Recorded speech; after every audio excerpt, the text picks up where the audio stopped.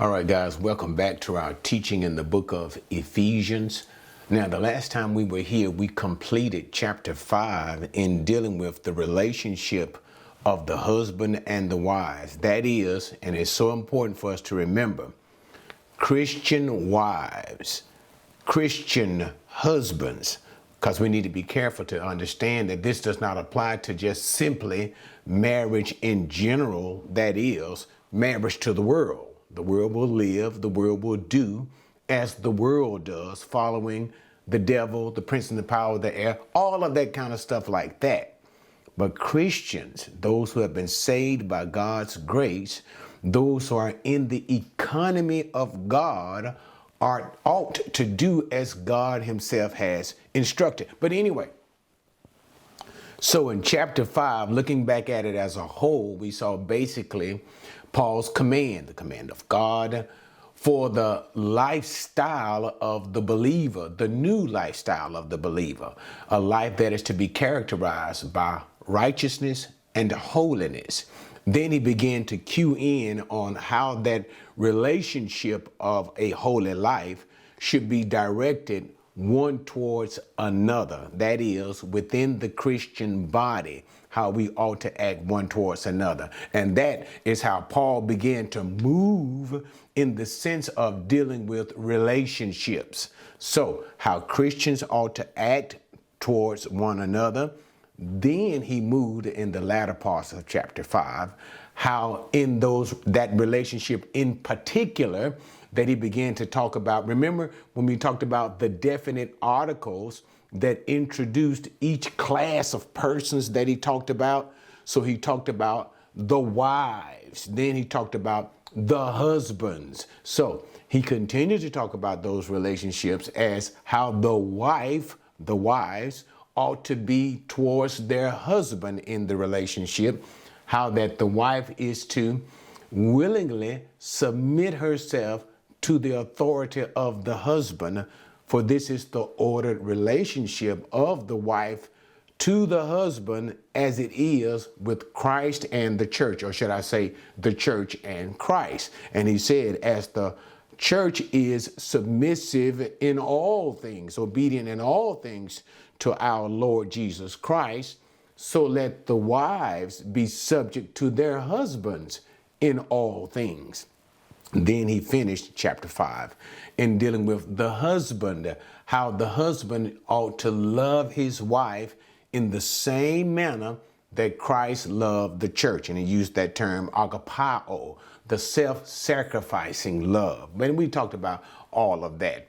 But he continued on that the husband should love his wife even as he loves his own physical natural body. Why? Because no man ever, a man that doesn't have a mental problem, ever hated his own natural body, but he loves his body, cherishes his body, he protects this body. So in this way, a man should love his own wife. And then he finished in the sense of saying, but the way the marital relationship depicts a great mystery.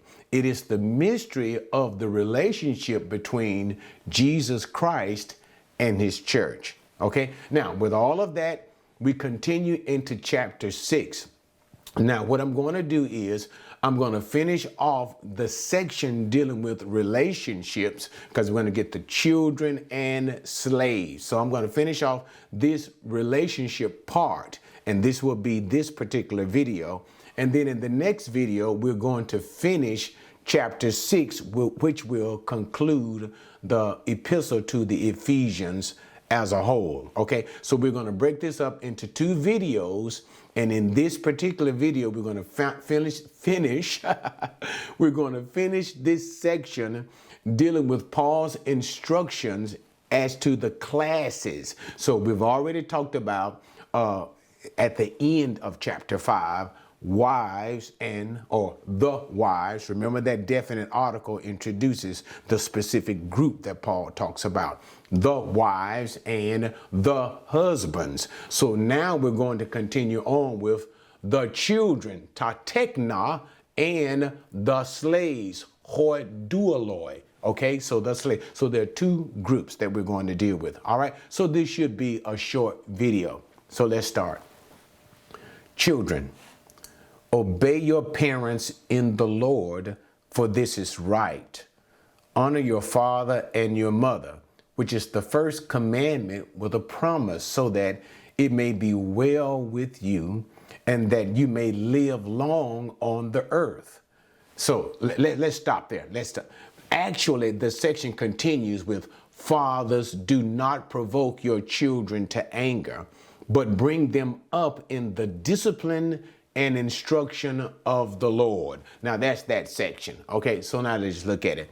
So now, remember we talked about how that definite article introduces the particular group. And you can see it for yourself, even in the English, children. So this is directed to Christian children.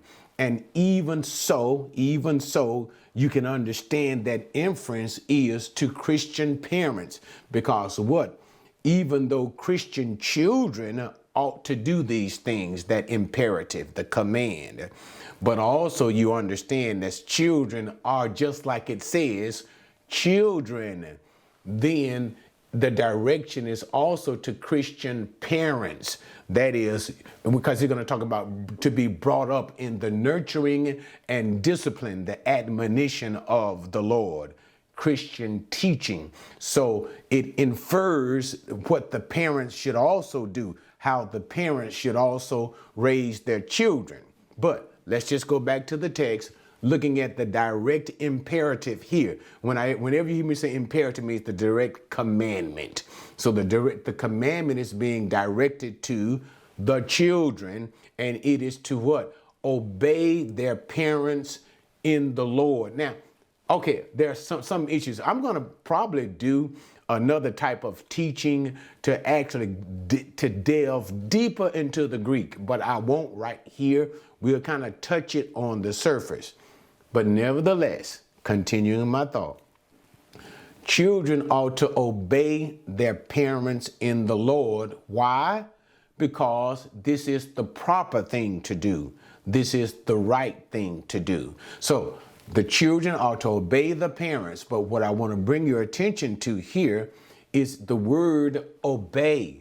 And this word in the Greek is upakuete, which comes from I'm sorry, my pronunciation is off this day, but it comes from the word hupakuo, but the word here is hupakuete. Now, the reason why I bring this word up is because it is different than the word that was used for the wife. Remember when it says for the wife to submit herself to the husband. And notice when the translation is used, the translation is to submit. The wife is to submit. And that's because the word that was used for the wife, hupatasso, means to willingly line up under or willingly subject yourself to the husband. And we brought about all of that nuance in that teaching that we did. The last video that we did. So the hupatasso, the willingly subject yourself, okay, willingly line up in the order to do what the husband says to do. All right. But this word here, hupakuete, hupakuo, this word is to obey. So there is a difference. So where with the wife, the hupatasso is demanding that she should do these things of her own will. That's why we translate it to subject, to be subject to, or submit yourself. Here, the sense is stronger. That's why we translate hupakuo, to obey. To obey. So in other words, if I had to simply say it this way, this has nothing to do with what God is wanting you to willingly do this or not. So it's not about your will to do this thing. You do it, and that's the end of the discussion. So it is not bringing in the involvement of your will, that I'm doing this because the Lord says for me to do this, and I desire to do what the Lord wants me to do. That's that hupotasso verb used for the wife. The word hupakuo used for the children, and you'll see this same word will be used for slaves. It's different. It has more forceful impact. Obey. Obey. That's the word that it uses. And so thus we translate it. Children, what? Obey your parents. And you do this. Nothing to do about your will, because it is right in the Lord. And it has to, and it brings about. So we have an explanation of this obedience in the sense of what? Honor your father and mother. And it is the first commandment that has a promise. The promise that this commandment has in the obedience of honoring your father and mother, obeying your father and mother, is you live long. But we'll talk about that too, long upon the earth. But the expansion in obedience, a greater explanation, is to honor the father and the mother. Now, we understand, and we don't want to go into great depths on this, but honoring the father and mother is not only for the child to be obedient to do what the parents tell them to do, but it entails even more, because we can go back to the teaching of Jesus himself. When Jesus was talking about certain things that the religious leaders in his time were doing, in that korban, that's the teaching of korban, which literally means, I think it's Aramaic for gift. When this was the idea. So let me just simply explain it. If the video takes a little time, that's fine. But I want you to get the full understanding as always. So when the religious leaders, a certain person would come to the religious leaders and make a vow to give certain monetary help to the temple, to the which the leaders themselves would, of course, benefit from. They would make a vow to give certain monetary help to the temple and their teachers and things of that nature. But this money should be given for the support of the parents. The parents would be old and things of that nature. So, but instead of the children being commanded to give the parents the needed help that they are commanded to give, the children should give this help, taking care of their parents. The leaders would say korban. They would say, okay, fine. If you want to give this as a gift unto the Lord, a gift unto the temple services or whatever, that is a gift to God, then Jesus said, you permit them to not take, you allow them to disobey the commandment of God, to honor the parents, take care of the parents, provide for the parents, okay? So you allow them not to provide for the parents so that they may give this gift to the temple, because you're looking for what it would do, the money or whatever gift, how it would benefit you. And so Jesus tore into, if you let me say it that way, he tore into the religious leaders of his day. Okay, so what am I trying to do? I'm trying to help you to understand the word honor. So honor goes beyond just simple obedience, doing what the parents say as you are a child. It goes beyond simply the sense that we might think in our day, yes, sir, no, sir, yes, ma'am, and no, ma'am. That's not what just honor means. It also entails provision and support of the parents when the parents get old. Now, we understand our system today, how there are so many things that were not present during the time of Jesus. And I don't want to get into that. But just in saying this, like, say, for instance, parents working, they have Social Security. So you got a Social Security system, and then you have stuff like the IRA and whatever. And these things alleviate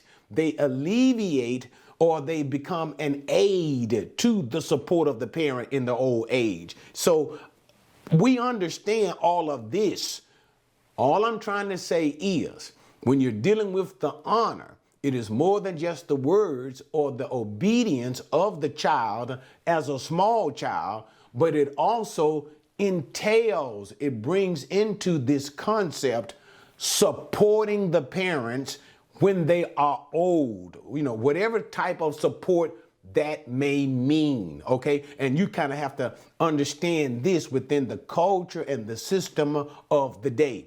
But the concepts remain the same, all right? But anyway, so now let's just continue in what we were saying. So he says that this is what children should do. Christian children are to do what? Obey your parents is right, to honor your parents, and then we just talked about all that honoring stuff. And then what? This commandment of obeying, honoring, comes with a promise. It's the first commandment that God says, you do this, and if you do this, this will be a good end result for you. So what's the good end result? That you may live long on the earth. Now, that word for live long, macrochronos, and we can see it brings in the concept of blessedness and time. So when he says that you may live long on the earth, the idea is that you may live a good and a prosperous life, a long life. So not just simply an extension of days, but that the life that you live may be a good life, a blessed life, a good, blessed, and long life on the earth. So this is a promise for obedience. So this is a beautiful thing just to consider how obedience to your parents not only allow you to live a long time upon the earth, all your days will be completed, but they'll be good days, okay? And then he continues on in this same sense, and that is with respect to the relationship with child to parents. Now there's a kind of slight switch from parent to child, notably the father. Why? Because the father is considered to be the primary disciplinarian to the child. Notice what I just said. The father, according to the commandment of God, according to the mindset of God, is the primary disciplinarian for the child. We understand that sometimes there may be no father in the home in order to do so, but this is the way of the Lord. In the absence of the father, of course, the mother must assume this role because the father is absent. But dealing with the scriptures, fathers, do not provoke your children to anger. Now, what does he mean by provoke your children to anger? Does he mean don't tell the children to do stuff to make them angry? Of course not. Of course not, because the children don't always want to do what the parents say to do. Most times they don't, especially as they move into teenage years. But what he means by provoking the children to anger, that means to be unduly harsh to the children, unduly. And so that's why he said the sense of provoking. In other words, sometimes it's just, I don't want to say go too far, but that's what's in my mind. You just unduly, that's the best word, unduly oppressive, unduly harsh. You don't have to be that hard on the children in order to get the children to do the right thing. So this brings in the sense of abusiveness, you see? So it brings the sense of abusiveness. So he's not removing the idea of strict discipline. God wants strict discipline from the parents to the child, but God does not want an abusive, unduly harsh relationship that provokes the children. So instead of the children understanding what you mean, even if they don't like it, understanding, the children become resistant and have a rejection for the parent and the rejection of the instruction. Why? Because the parent becomes abusive and really, really harsh to the children. So it says, since the father is the primary disciplinarian, it directs it to the fathers. And what does it say? Don't be like this, but do what? Bring them up according to the discipline and instruction of the Lord. Raise your children according to Christian ethics and Christian morality, that which is taught in the Word of God. Okay, so now we move to the next group, and this will be the final group here, and it'll be kind of like inclusive, because we're going to deal with both the slaves and the masters. And the next group that Paul deals with is the slaves. Okay, verse 5.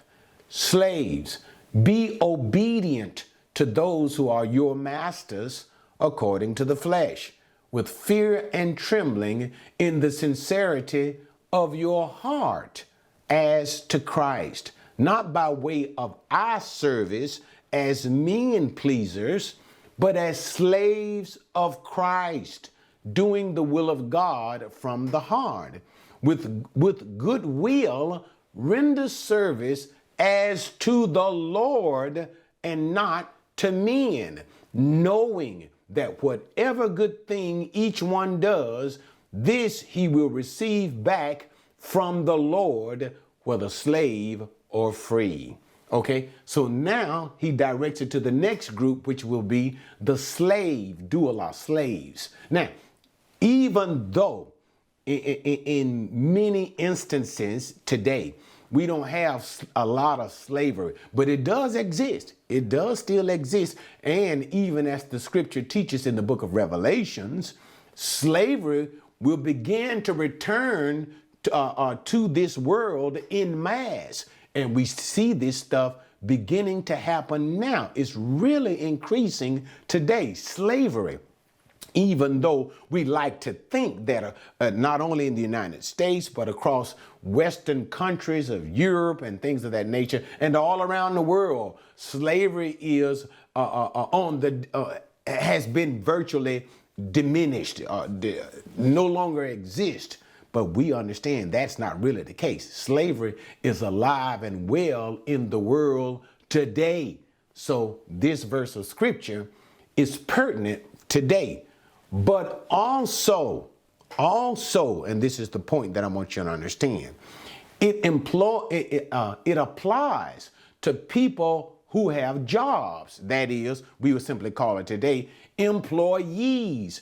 So the practical sense of this teaching not only applies to people who are literally slaves, but if you are on the job, it applies to you in the practical sense. And I should even dare say, how much more does it apply to you? Because you are on the job by choice.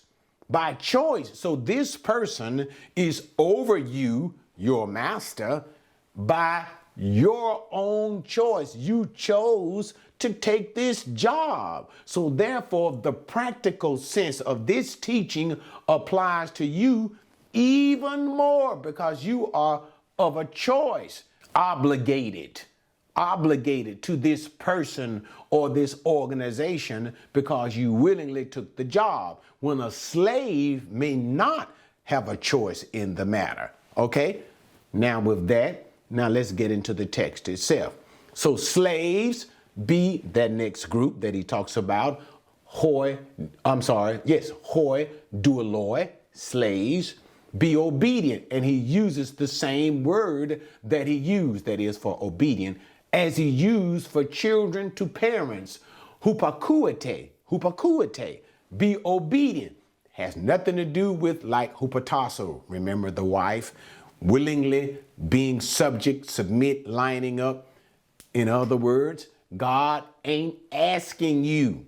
He wasn't asking the wife, he was commanding the wife too. But the point is to willingly line up, that submit of your own will and things of that nature, and do be obedient, be submissive.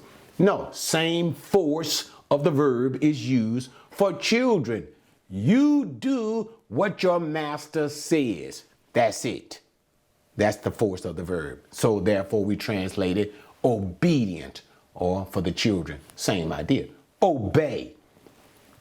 Obey those your masters according to the flesh. According to the flesh simply means human beings. Obey your human masters. And then how does God command the slaves to be, and even remember the practical sense, as all the while that I'm teaching this, remember, say for instance, if you are on a job, how should you be towards your supervisor? How should you be towards your employer? This is the same principle that God is giving for you. Same thing, okay? So all of this, if you're on the job, take it just like that, same way. But what does he say? How should you obey? Fear and trembling in the sincerity of your heart. That is, the fear and trembling brings about the sense of respect, deep respect. And notice, and I don't want to get into the preaching. But I can just hear, and I can just see some of you guys, as you have, you don't like your supervisor, you don't like your boss, you don't like your employee. And God didn't ask you if you like them. He didn't say, now if you like them, he didn't say, now if they're really treating you good, and if they're being good to you, giving you a raise, and God did not, he didn't bring those qualifications into the text. He didn't ask you. And that's when we get into 1 Peter. I believe it's 1 Peter, either chapter 2. Yes, it is. 1 Peter chapter 2. When Peter talks about the relationship of slaves to masters, even if the master is not gentle, not kind, he ain't treating you right. Okay? Same thing. But let's get back to the text, because and the reason why I get emotional about certain things like this, we always try to find an excuse. That's what we do. God would tell us what he wants us to do, the command of God. And I don't care whether you like it or not. But what we like to do is, well, what about this? What about that? And what if this person is not like this? And so we look for a reason not to do what God has commanded. Get over that. You need to get over that and just simply say, Lord, you know I'm a sinner. You know I'm stubborn, and you know I am full of pride. That goes for everybody. Everybody. Help me, Lord. Do what you say. Have a mind to do what you say. Give me an humble heart and a willing spirit. I don't care how I feel. Why? Because you never asked me how I felt. You just simply told me what you want me to do. And if I don't like it, I better be careful, because I'll answer to Jesus in the judgment, and that won't be good for me. So, but anyway, let's go back to the text. All right, I'm trying not to preach. Let me teach it through. So, with fear and trembling, that is, having grave respect. Respect your master. Respect your boss. With sincerity, not some fake it, but honestly respect them. And don't worry about it. God is going to deal with them however they act with you.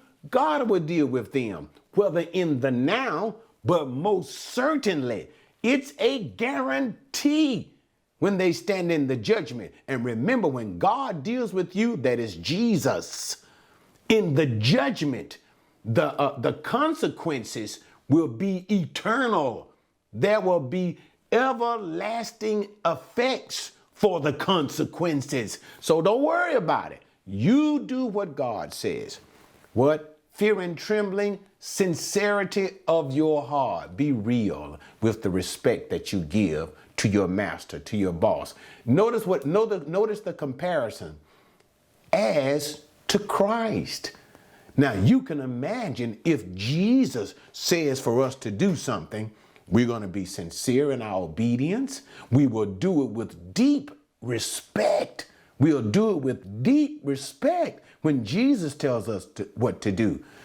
Notice God says, and when your boss, when your master tells you to do something, you do it towards them in the same way if Jesus told you what to do. You have that same mind, same respect, same attitude as if Jesus said to do it.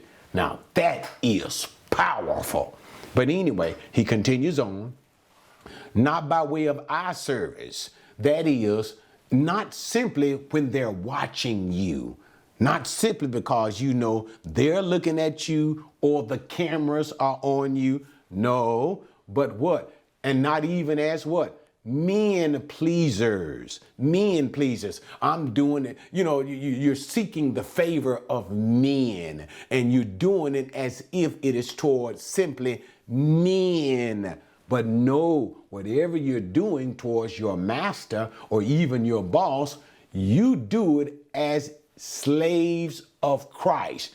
Because number one, you are a slave of Christ, and you do it, obedience to your master, to your boss, your supervisor. You do it as even if you're doing it unto Jesus. You got it? So the idea is your service is to men, whether they're slaves or your boss. Your service to men is to be viewed as service from Christ. It's almost like putting in their place Jesus, and Jesus is the one telling you what to do, and you are rendering service to Jesus himself. What is the spirit of that service, the mind of that service? How should you and how would you deeply respect Jesus when he's telling you what to do?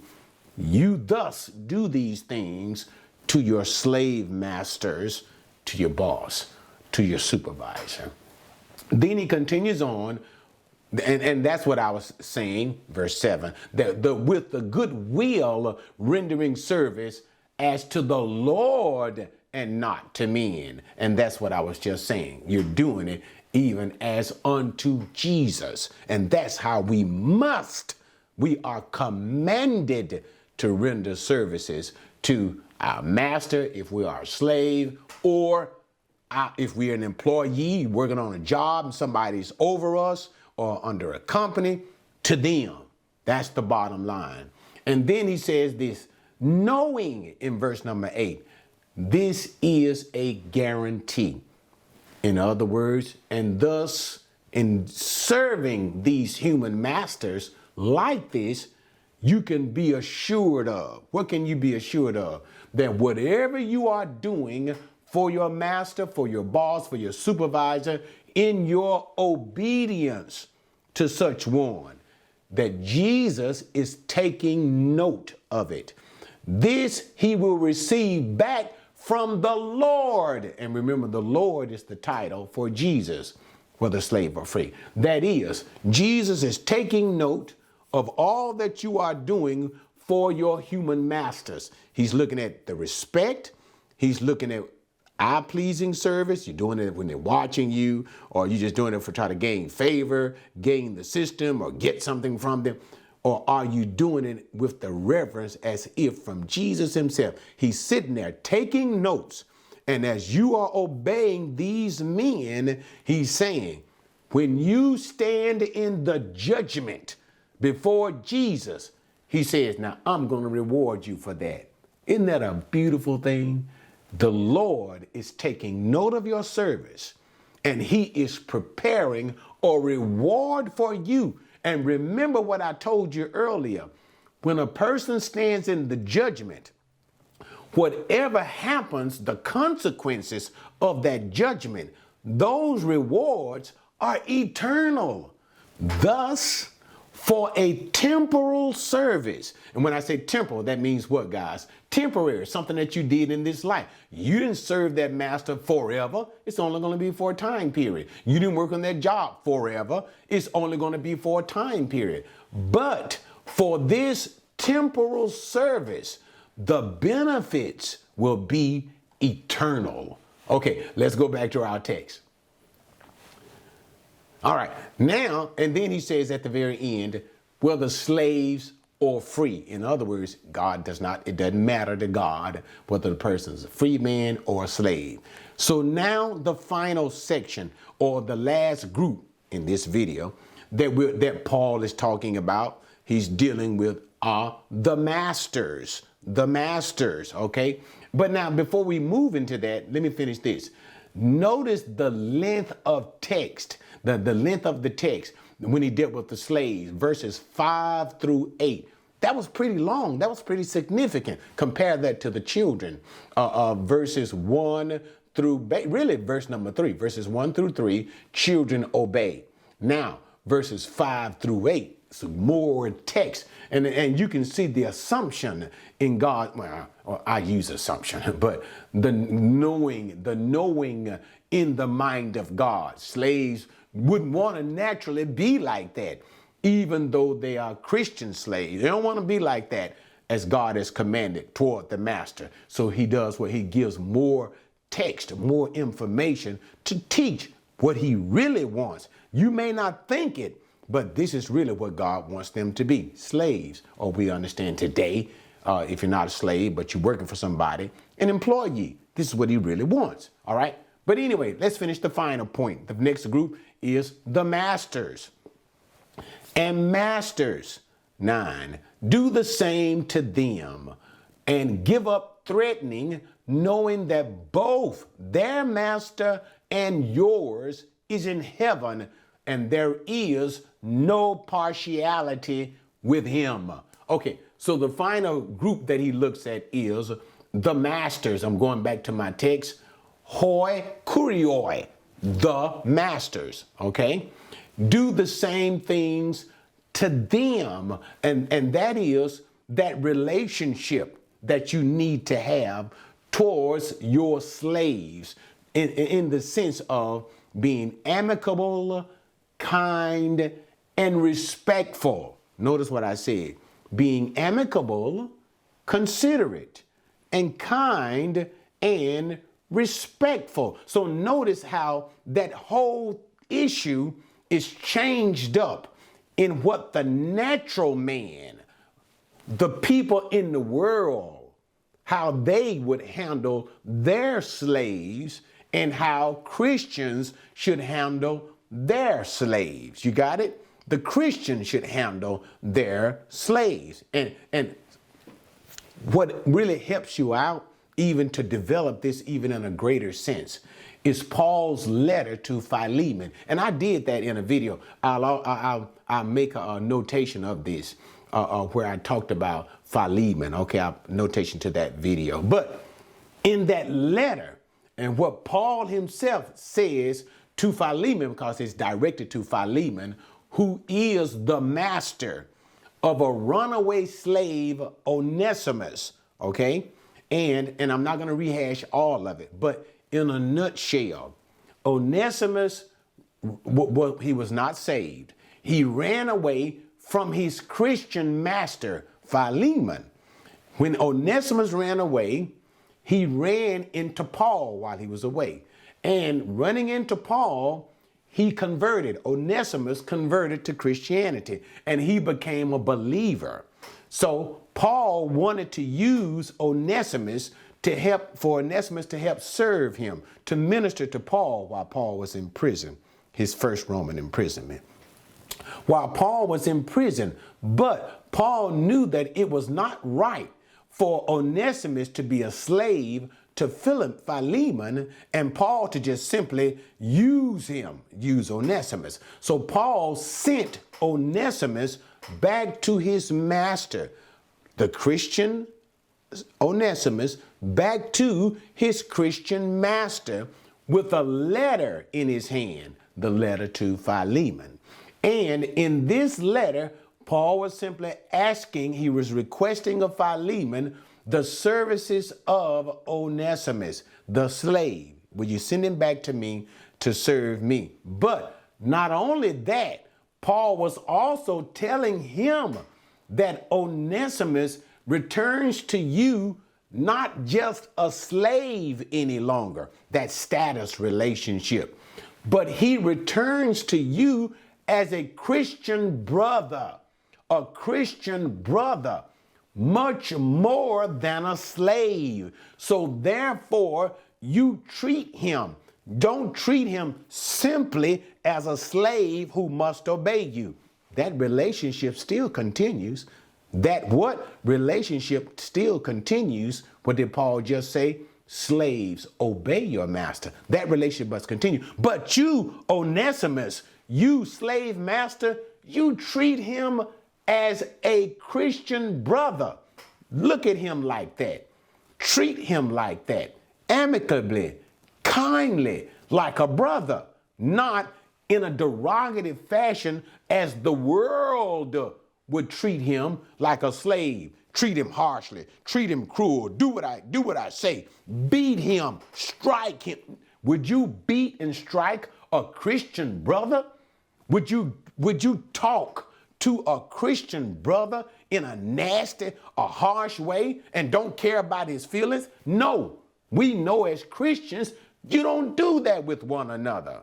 And this is that relationship that God is saying how Christian slave owners ought to treat their slaves, especially Christian slaves. You see that? So it's no longer this sense if you are a Christian master, and now in the same sense that you guys heard me talk about Christian slaves and how the practical sense applies to people who work for other people today, employees. So if you're not a Christian, you don't own a slave.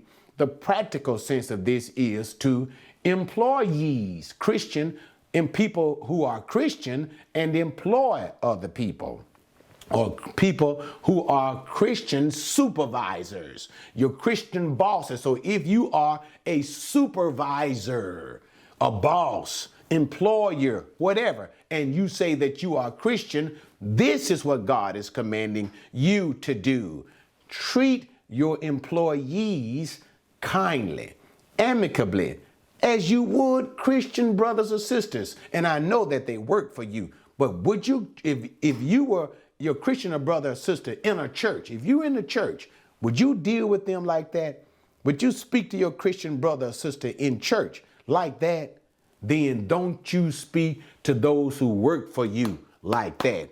Don't you treat those who work for you like that. Same thing. So therefore, even if you are a slave, the relationship will still be fine. Why? Because you are a Christian and you are not going to mistreat whether a slave or an employee. You ain't going to mistreat them.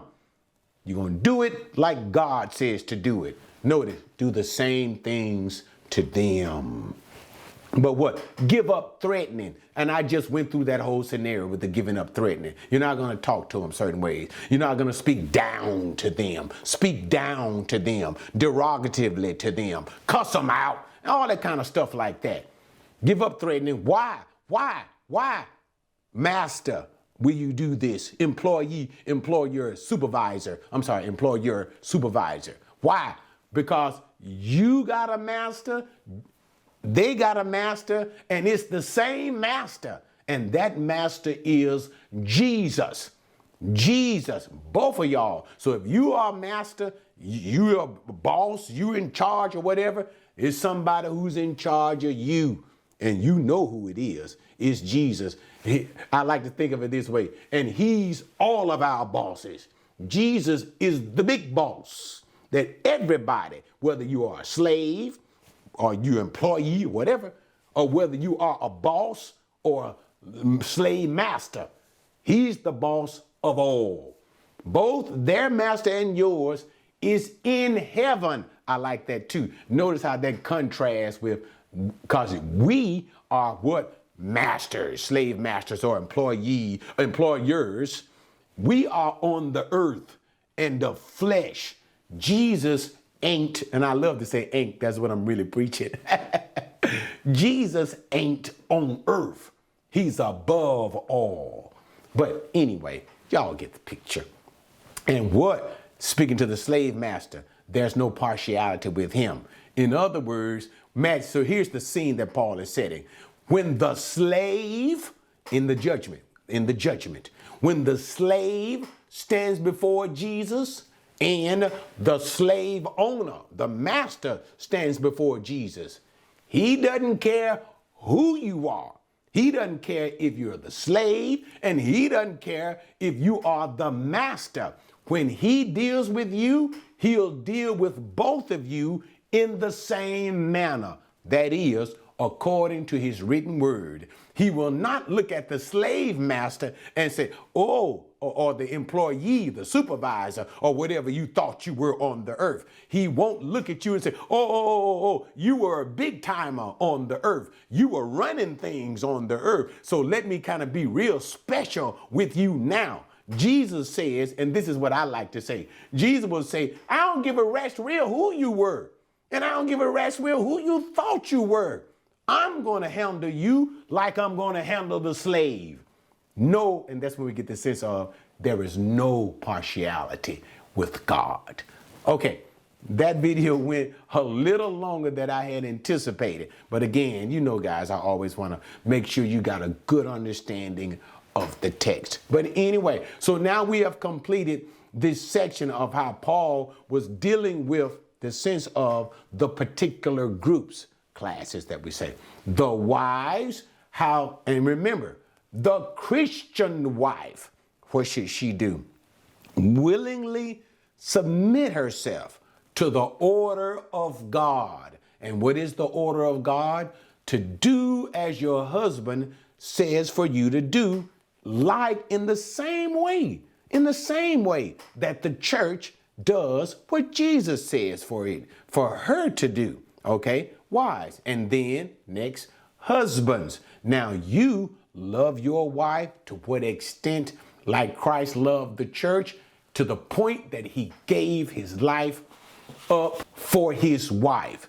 Husband, you love your wives that way, okay? And remember that the wife should be cared for as if she were your own physical body. Now, children, obey your parents. This is right in the sight of the Lord. Plus, it comes with an additional promise of living a long, blessed life. Slaves, now you obey your masters, and no hypocritical obedience. Don't obey them only when they're looking, but you obey them in the same way as you would obey Jesus.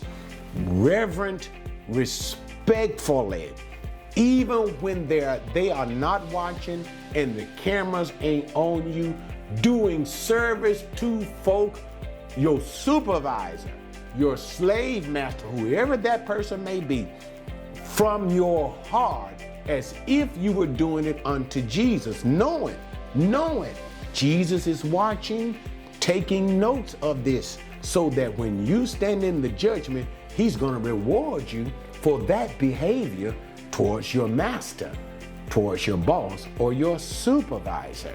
All right. And then he says finally to the slave master or even supervisor, your boss. He says, now you treat him kindly. You treat him with respect, because this is no longer just a slave. This is no longer for working for you, but these are Christian brothers and sisters. And even if they ain't Christian brothers and sisters, have this towards all people. Kindly, respectful, and remember, you ain't the only boss.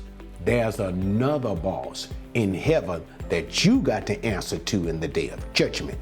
And he doesn't care who you thought you were. Okay?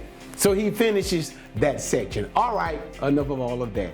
Thank you guys for joining me with that as we prepare to draw to an end, a conclusion, the epistle that Paul wrote to the Ephesians in our next video, in our final words, when Paul encourages all Christians, be strong in the Lord. Okay, if this teaching has been a blessing to you, I'm asking you to support the ministry. You guys know about all of this stuff. YouTube has this thanks button that you can give. And also I supplied a link in the description that you can use.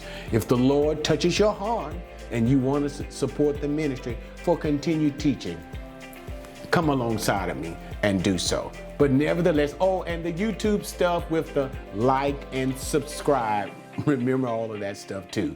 But guys, thanks for joining me with all of that. I made this video right after Thanksgiving, so I hope you guys had a happy Thanksgiving. And we'll see you next time for our final video.